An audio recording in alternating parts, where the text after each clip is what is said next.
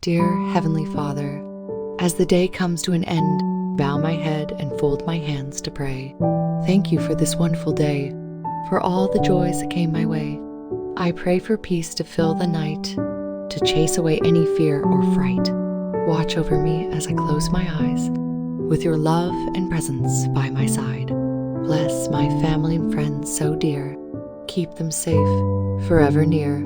Guide me through my dreams so sweet, with adventures and wonders to greet. Grant me wisdom as I sleep, so my mind and heart may grow deep.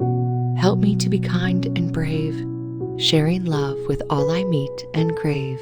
For those who are hurting or feeling sad, give them comfort and make them glad. May every child in every land be held in your gentle, loving hand. Thank you, God, for this blessed day.